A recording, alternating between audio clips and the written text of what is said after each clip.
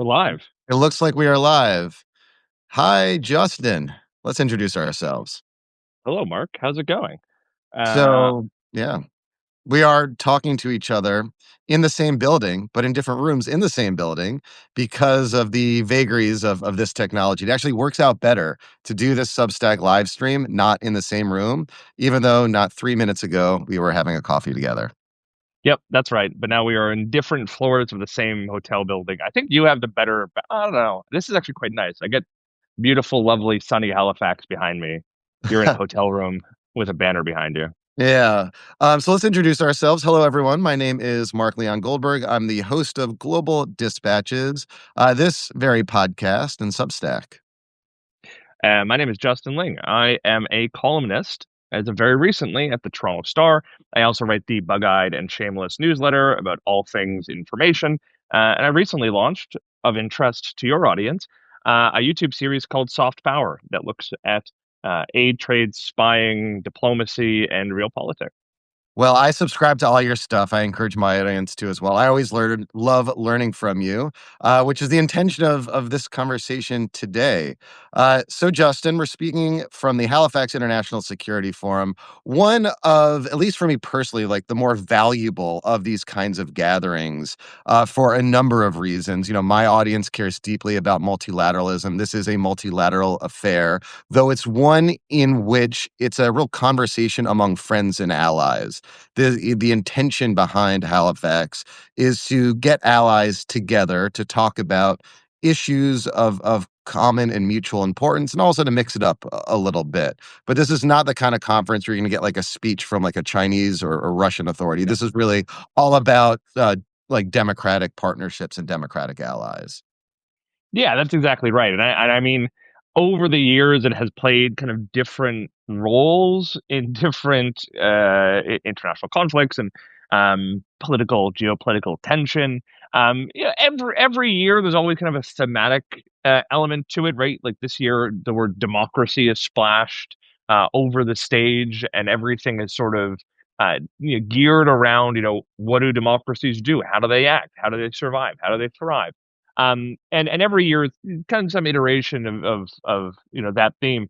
But it also just becomes a place where world leaders and civil society and journalists and everybody else can get in the same room, can have like bilateral meetings, can have off the record dinners and conversations, and it always just ends up falling on a weekend where something, I mean, there's always something happening. Obviously, the world is chaotic. But in particular, just because of the timing of it, right? Like late November, it's always right after a US presidential election.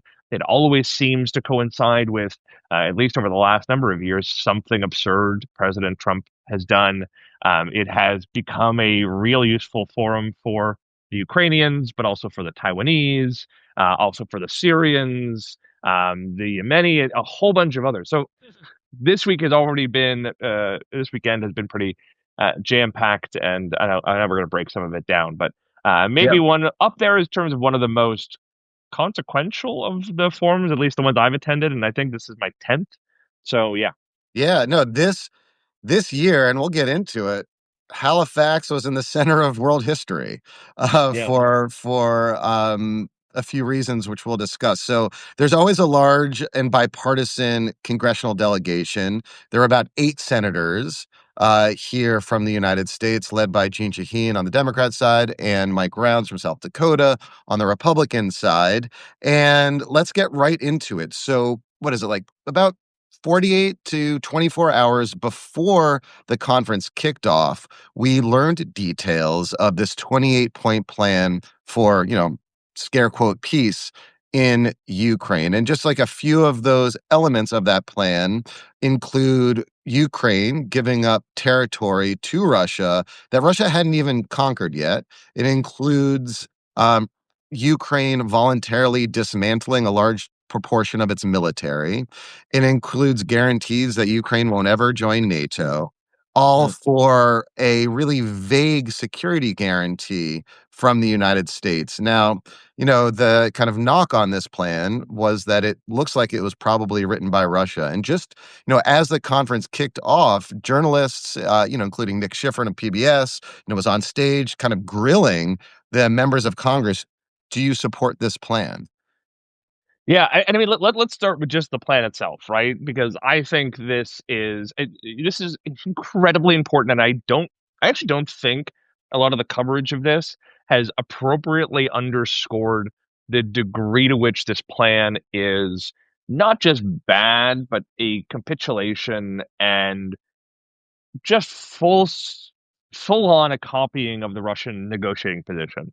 So I've been following these negotiations such as they are for, as Paul Wells points out, quote unquote, scare quote, peace, for a peace deal, since they've kind of started earlier this year and really 2 or 3 years ago. Um, but Russia had basically taken the position ever since Ukraine kind of first agreed to start having conversations about a possible plan. The Russia position has always been we want to achieve through negotiation, which we could not do through military action, which is that we want to seize full on the four oblasts, four provinces or states of Ukraine, which we declared sovereignty over through a complete Potemkin fake referendum that occurred a couple of years ago. Um, Ukraine naturally could never say yes to this, right? Like it's completely inconceivable that Ukraine would just surrender huge swaths of territory, and more importantly, millions of people, or at the very least hundreds of thousands. We don't quite know what the population of some of these areas is at the moment. But the suggestion is that Ukraine would just hand over its citizens full on to Russia, and critically would hand over its fortifications in Donetsk, which is basically the red line past which Russia would have a hell of a time breaking through. So that is what Russia has tried to do at the negotiating table. And under Joe Biden, of course, the position was that's inconceivable. We could never ever accede to that. Um, Under Trump, there has been this sort of incredible willingness to entertain that idea and also to put on the table other completely, let's say it frankly, batshit ideas like total amnesty for Vladimir Putin and everyone else in Russia for the clear war crimes and potential genocide that has occurred in Ukraine, like a firm and aggressive cap on the size of the Ukrainian military, like you mentioned, but also a swearing off of NATO, but also this insane deal that is cooked up by Trump that would give the U.S. half of the profits from a joint venture with Ukraine to kind of pay back the support they provided over the last number of years, but also would normalize relations with Russia and create a joint investment fund of some kind with Moscow. This is the plan that was proposed some 6 months ago with some slight variants. It's the plan that was cooked up in Alaska by Putin and Trump, 3-ish months ago. And now it is word for word the plan, the 28-point plan that has gone out in the media. There is nothing new here. This is the same plan that's been around for ages. It's the same plan that was completely unacceptable then. And I don't understand how anyone's talking about it now as though it's a serious starting point for a peace deal. One thing that is new, though, is an ultimatum that Trump Yeah. issued, which is Ukraine accept this plan by Thursday, Thanksgiving, down in the United States. I almost said here in the United States, down in the United States. Not yet. Um, or the insinuation is we will cut off support for Ukraine. So that was like the state of play coming into this conference. And, the bipartisan delegation, I think, uniformly criticized this as being really just like a Russian cooked up plan. It didn't seem to serve American interests, Ukrainian interests in much meaningful way. And there was, I think, a consensus. I don't want to speak for the senators, but most of them, if not all of them, kind of rejected the idea behind this 28-point plan. So that brings us to the events of the last 24 hours. Do you just want to like a Yeah. whipsaw of emotions and jaw-dropping moments here in Halifax and how Halifax drove this story? I'll let you take the story away from Yeah, here. I'll pass the baton back to you in a minute, but yeah, there is an interesting point here, though, that the congressional delegation, which included a number of Republicans, there was this somewhat candid kind of the deal clearly has problems and we couldn't accept it as it is. But there was also on the flip side this sort of suggestion of, well, it's Trump. Trump does Trump. He's unpredictable and he likes to start from an extreme and then negotiate back, art of the deal and all that. So what they were actually doing was spinning the idea that maybe this deal actually is, a serious position from the US government as an attempt to get Ukraine to accept, terms that they otherwise wouldn't say yes to, which is kind of offensive in and of its own right. But nevertheless, that was the line from the Republicans, so that it was a real offer, but not the final offer. That's the phrase that Trump would actually kind of later use on Saturday afternoon. But what happens is, this 38-point plan gets announced. Everybody says, we're here talking to the Canadians, the Europeans, the Ukrainians.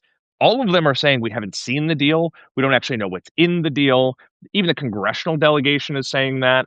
Eventually, those 38 points, or 28 points rather, get leaked. And like I said, it's exactly what you'd expect. They've tempered a couple of the expectations, but it's still a full handing over of Donetsk, still cap on the military. It's still a swearing off of NATO.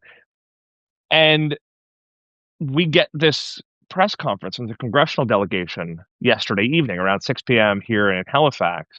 And they get up on stage and basically say, we just got off the phone with Marco Rubio. He assured us that this plan is not the American position. In fact, as you may expect, it is the Russian position. We even hear, I think it was Senator Mike Rounds, a Republican, say there's even some indication the original text of the deal was in Russian, right? This very clear sign that it didn't even come from the Americans. He said the release was not approved. He said the Thursday deadline was not real. He says that there is no expectation that America would cut off any intelligence sharing or weapons assistance. He basically said this entire story is fake news. He did confirm that there were negotiations. He did confirm that there were positions being swapped back and forth. He pointed out, of course, that a bunch of Ukrainian, European, Canadian, American officials are on their way to Geneva to try to hammer out some kind of real deal. But we shouldn't get our hopes up for that. But basically said, don't worry about it. Marco Rubio has confirmed to us that this is not what's going on, and that this is all a big misunderstanding. Yeah. This And is not everyone an in the room, American deal. This is not an American yeah, plan. Rubio called these senators en route to Geneva, where he was meeting with Ukrainian and European partners, and said, we were just the intermediaries. This is a Russian plan that was leaked. It's not our plan. Like, oopsie. and what happens next, Mark? Because I still am Well, racking my what brain. happens next Crazy. is I go to an off the record dinner, you go to an off the record dinner. I'm not like looking at my phone. I'm, trying to like be present, engaging. Then like a couple hours later, I meet you at the bar downstairs and you show me the tweet from Secretary Rubio, who said, in fact, this is an American plan. Like that, basically throwing the senators who had briefed us previously under the bus. Oh no, did we lose Justin just at this moment? Uh-oh. I'm gonna give Justin a second to rejoin. You back? I'm back now. I'm sorry. How So to Okay. just to Apologies. rehash, so we left it at what happens next. What happens next is I'll repeat myself so you didn't hear. What happened next is we left that press conference, and first of all, like all the journalists, our jaws were like dropping. Like, are you kidding me? What is Yeah. going on here? We all, I went on to an off the record dinner after that. Wasn't looking at my phone. Wanted to be present, chit chat with people at this off the record dinner, and then I see you at the bar a couple hours later, and you show me a tweet from Secretary Rubio saying, in fact, this is an American plan. This is our plan. And what he told the senators earlier was apparently no longer operational.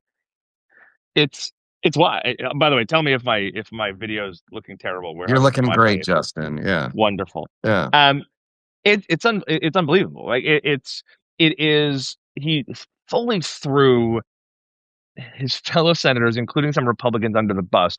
I can't just the clarity with which, especially Senator Mike Rounds, who by the way is close to Trump, who I think identifies with Trump's general foreign policy approach on many, many fronts, who is, no, I'll use the administration's parlance, is no kind of rabid globalist, right? Um, Mike Rounds, but also is an ardent supporter of Ukraine. Um, Mike Rounds was entirely clear, right? Like there was no room for misunderstanding. He was point blank in saying, Rubio called us. And the other senators, by the way, were on the call as well and confirmed this version of Yeah, events. yeah. Rubio was 100% clear that this was not the American position. There was no deadline, no threat. That America was not pushing Ukraine to give up Donetsk, all this other stuff. And then for Rubio to come and just completely push them off the bridge and say, no, in fact, that's exactly what we're saying. That's exactly our position. It's unbelievable. And I'll tell you what, I when we were still of the opinion that, or of the belief that this was all a big misunderstanding, I got up and I asked Senator Rounds, and I chose my words very carefully. I said, everyone here is left doing Kremlinology, right? Like everyone in this room is lacking insight from the administration. The most insight we've gotten into the White House's thinking has been a phone call relayed through you to us and to everyone else in this room, right? Like we got out of that room, and I'm going over to the Canadian, European, Ukrainian officials and saying, don't worry, it's all off. The whole thread is off. Don't worry about it. And that's how they learned about it, right? So that phone call kind of filters through the room, and I think later made its way to Johannesburg. I was actually speaking to some Canadian officials today who were in Johannesburg saying, like, yeah, we haven't heard from the Americans at all because, of course, the Americans are boycotting the Yeah, G20 Johannesburg summit in is South. the site of the just concluded G20 summit, Yeah, so which the United States did not participate in. America's boycotting that out of protest for, violence against white farmers. America is boycotting Halifax out of protest of the globalists. So we're basically playing phone tag with Marco Rubio to figure out what the hell the U.S. actually supports. And I got up and I asked Senator Rounds, I'm like, we're all left in Kremlinology, trying to figure out who's actually setting American foreign policy at this point. Can you give us any indication? Is it Witkoff, the Ukraine envoy? Is it Rubio? Is it Trump? Is it Vance? Tell us what's happening. And he really couldn't. Like he really came down to, we're doing our best, and yeah, we're a little confused. So what do we know thus far about what's happening in Geneva today? So the action, so Halifax wraps up in just a couple hours. And really, this Ukraine story now moves from Halifax to Geneva, where Rubio is supposedly meeting with Ukrainians and European partners, and now apparently embraces this plan as an American plan, which he disavowed as a Russian plan just, you know, a few hours ago. Yeah, I mean, we have no idea. Like I know that the European, Ukrainian, Canadian security officials are joining in Geneva. It's going to be a national security advisor level meeting. The Canadian NSIA is going. Ukraine is sending Andrei Yermak, the right hand man, to President Zelensky. So it's going to be a serious meeting of minds here. But what I think the last 48 hours has underlined is that we really don't know who's determining the American position. And I think that's what's really interesting about all of this. Mhm. I'm inferring from this that Marco Rubio has been frozen out, undermined, and fundamentally frustrated in his efforts to actually get a real peace deal for Ukraine. Look at all of the people who are on the other side of this, right? Witkoff is, let's put it, politely, I guess, unbelievably inclined to the Russian position. He's made that clear. He has business interests in Russia. He was the one sitting down with Dmitriev, the head of the Russian Sovereign Wealth Fund. It was the two of them who supposedly hammered out the final version of this deal, such as it is. We know that JD Vance and a close associate of his were leading some of the outreach to the Ukrainian side. Drew Driscoll is in the Pentagon. He went to Ukraine to kind of brief Zelensky on the state of this peace negotiation, peace in scare quotes. It was after that meeting that or about 24 hours later that President Zelensky comes out and says we're now forced to choose between our dignity, our sovereignty, and our closest ally.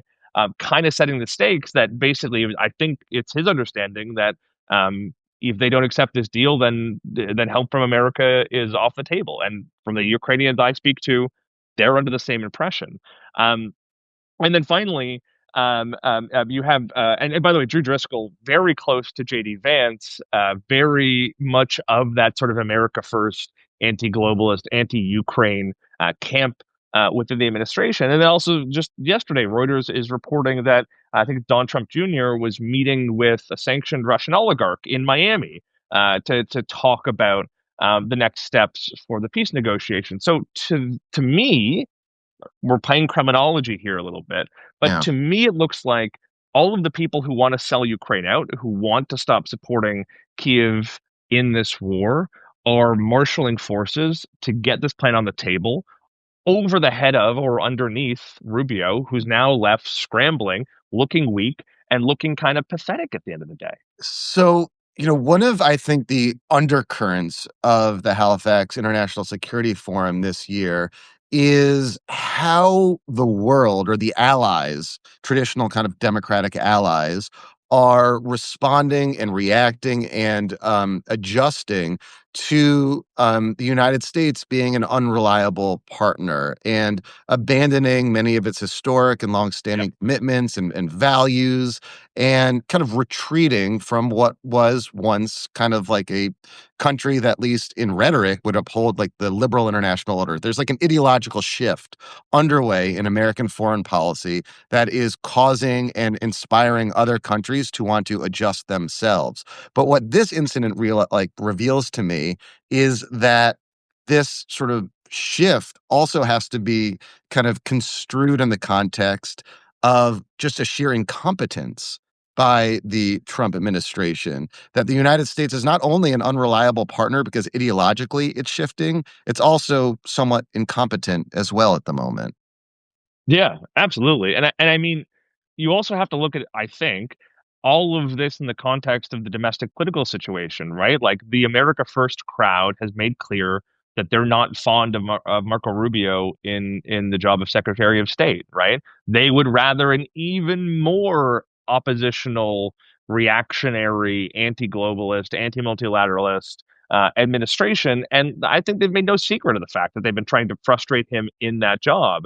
And when domestic concerns and also the internal power struggles of the White House override and supersede the actual foreign policy you're trying to exact, or the needs of the world, or the actual kind of reality, such as it is on the ground, whether it's in Ukraine, whether it's in Taiwan, whether it's in Africa or anywhere else, I think you wind up with a foreign policy that is incoherent, that is slapdash, that is Three Stooges level of tripping over yourself and falling down a flight of stairs. So then let me ask you, Justin, you're an observer of both Canadian politics, Canadian foreign policy, international politics. Around the conference over the last couple of days, what have you seen or deduced from the, foreign leaders that you've talked to about the ways in which they're sort of adjusting and guarding themselves against, the United States?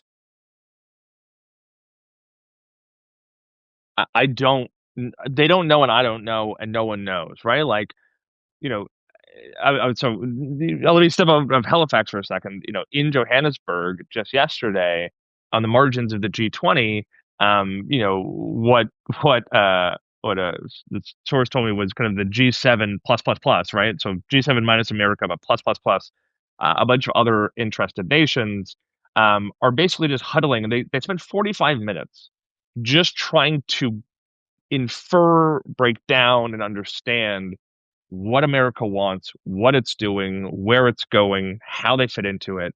They did not hear from America. They have no insight into what America wants to do or where it's going. And when that is the sort of state of play, everyone just gets frozen, I think. And speaking to people here, there's just this sort of almost fatalism of like, well, they're not going to tell us what they want to do, and all we're going to have to do is react. We don't have any power to influence Trump. We don't know where he wants to go or what he wants to do.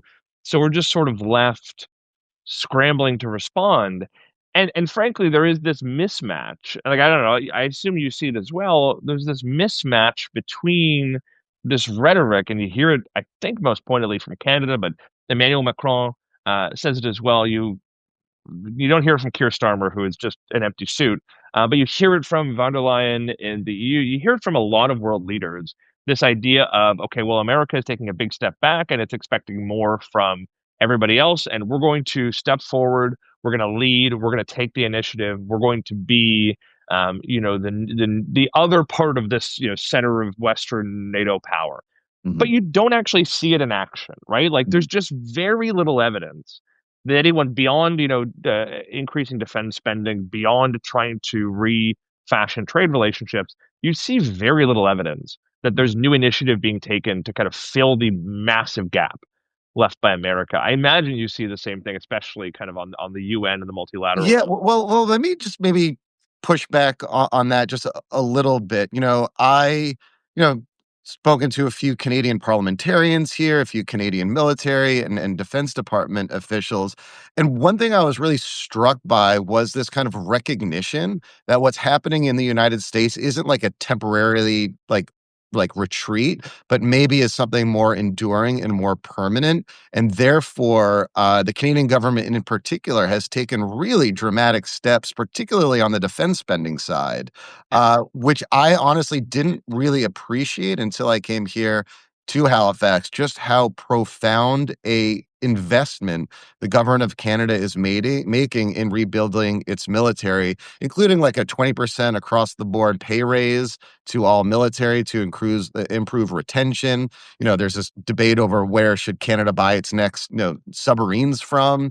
A real sort of massive and quick investment and sharp investment in military spending. Again, I think with the understanding that the United States is not just temporarily an unreliable partner under Trump, but maybe going forward, it will continue to be unreliable. So we need to take matters into our own hands. There's no doubt some truth to that. And I think defense spending is the one spot where you can say we have concrete, obvious change, right? And a desire for, if not leadership, at least contingency planning for a post-America world. Okay, fine. But I think when you really zoom in on it, part of the problem here is that the world is uncertain and unable to spearhead initiatives or to own any files because America is doing the sort of Schrodinger's cat version of engagement, right? They constantly say, we're done. We're tired. We don't want to lead the world anymore. We don't want to be the world's police officer. We're America first. We're not going to be involved unless there's genuine benefit for us. But then Trump says, I want a World Peace Prize and I want to lead all the negotiations and I need to be the guy to secure peace everywhere in the world. How does Europe and Canada step up and become the point, the tip of the spear on Ukraine, such as it is, when America is constantly putting one foot in and one foot out, right? Like, how is it that, let's even say, France becomes the new negotiator with Russia when Trump is constantly meddling in, despite his own insistence that he's not going to be the guy to lead the world anymore? I think that's kind of the part of the problem. Everybody is making their positions and their intentions contingent on what America does, and America has just been completely incoherent and hypocritical and four things at the same time, making it impossible for you to actually step up and do that. And I think that's fundamentally the problem here, but that has got to change at some point, right? Like that something has got to give here. We can't keep doing this for 3 years because things will slowly collapse if you constantly have this, somewhat schizophrenic approach to world affairs. Yeah, and just maybe to not skirt the question you asked me earlier about how these dynamics play out at the UN, and more broadly in like the multilateralism space. I mean, you are seeing a renewed interest in like the age-old idea of middle power diplomacy, of the idea that countries like Canada, Australia, European countries would come together around concrete issues, form like bespoke coalitions around those issues, and be the ones taking the charge. charge.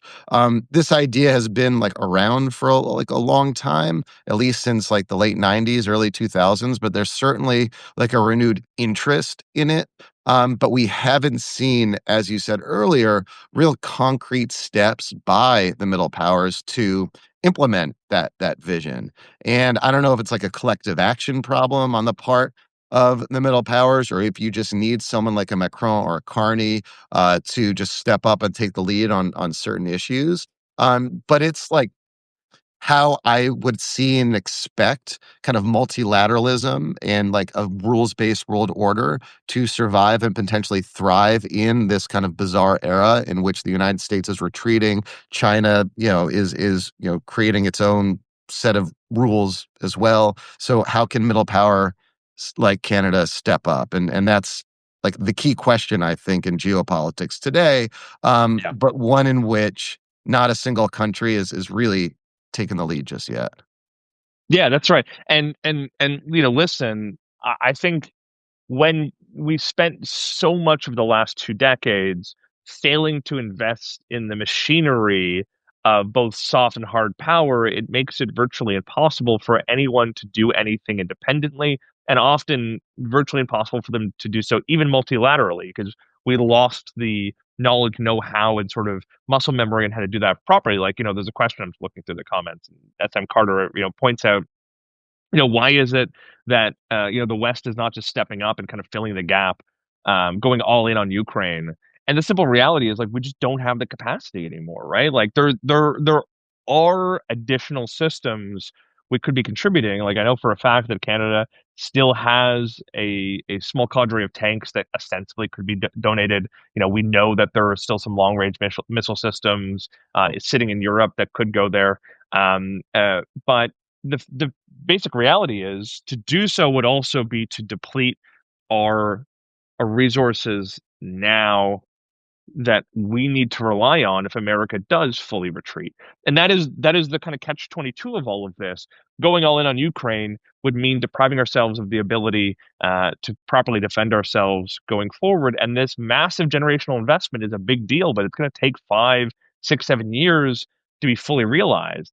But what really kills me, and I know you've covered this as well, but what really kills me is that there are things we could do that would have an impact in 6 to 12 months that we're just not doing, right? Like I was at a dinner last night with some people who were talking about, the overwhelming force that Russia is bringing to bear on the Sahel on the propaganda front, right? Like if you're in CAR or Burkina Faso or Mali, you can through your phone get relatively high quality but low bandwidth videos coming straight from the Russian government. You can turn on the radio and catch Russian programming either in French or English or Russian and some other languages as well. You can turn on the TV and get Russian programming. They have film screenings. They produce movies in the CAR and elsewhere.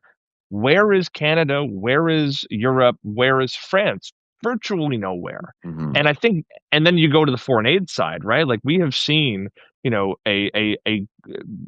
somewhere in the ballpark of $50 billion per year removed from the global aid budget by the death of USAID and some other programs alone. There has not been a willingness by the rest of the world to fill that gap. In fact, Canada, the UK, Germany, a handful of others have cut their foreign aid spending over the last couple of years. I was chatting with OCHA, the UN Humanitarian Relief Organization. They've told me that they're facing a 40% reduction in overall funding, and it's not Yeah. just America's fault. Mhm. That is devastating, right? Like foreign aid is one of those soft power, middle power things that you should do if you want to build new alliances, if you want to avoid conflict, if you want to, basically put your elbows up to borrow a phrase and be relevant in the world. And Canada and Europe is actively stepping back from that, and I find it just completely incoherent.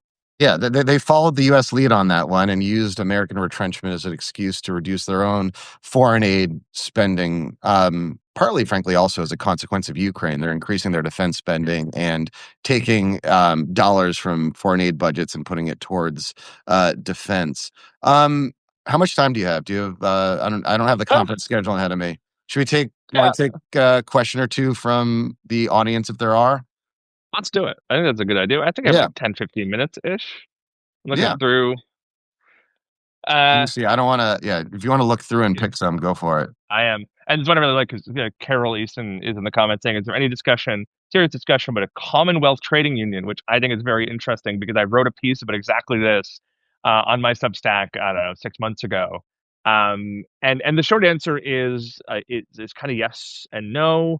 So here's a fun little tidbit. As you may recall, uh, a year and a half, 2 years ago, Canada had a full diplomatic break with India after credible evidence emerged that India assassinated a Canadian resident We did a citizen whole on our soil. episode of the Global Oh, that's Dispatches right. podcast I featuring forgot the all about that. insights of Justin Ling on this very topic a couple years ago. I forgot about You're that. you're a regular Well, guest. that's true. Yeah. Over the last even 2 weeks, Canada has normalized relations with India and have rebooted security dialogue conversations. And here's a little scoop. I know in the next 2 weeks or so they're going to announce they're rebooting talks around a trade deal, a full free trade agreement, Canada India, which would be pretty seismic. That would start building out the linkages. I mean, we already have a trade deal, obviously, with the UK, with Australia, with New Zealand, building one with India. I mean, we're getting to that point where many of these nations are effectively building a sort of Anglophone, non-American trade organization. But what you're going to find out, and this has been true for Canada, but it's, I think also true for many European nations, signing trade deals is great. Building trade infrastructure is really hard, right? Like there's a reason why Europe is hooked on Russian gas because Russia knew the importance of building infrastructure to deliver energy east to west. And Europe didn't really bother building out alternative and contingency infrastructures that would allow it to either sell its energy or acquire energy from elsewhere. Canada is the same problem. Our ports are old. Um, our railways are in terrible shape. We don't have enough ships. We don't have enough icebreakers. There's a lot of things we're lacking.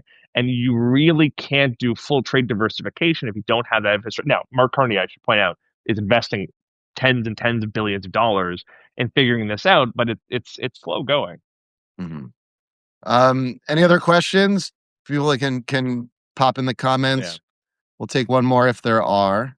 There might have been. I don't want to mess with the comments. Um, Yeah. like so I don't want to accidentally end this call early. Yeah. I'm um, I'm I'm scrolling through. I can just see go down through it there. if you can see down there. But Um, yeah. anyway, I maybe like any concluding thoughts. What will we if we're back in Halifax a year from now? Um, what topics, what issues will we be discussing then? You know, I don't even know what we're gonna be like.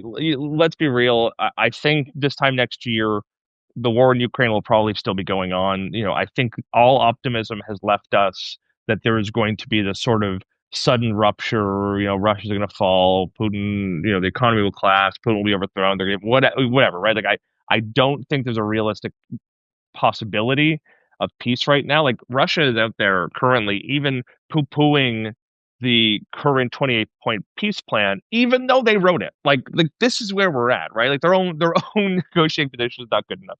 Ukraine can't say yes to this.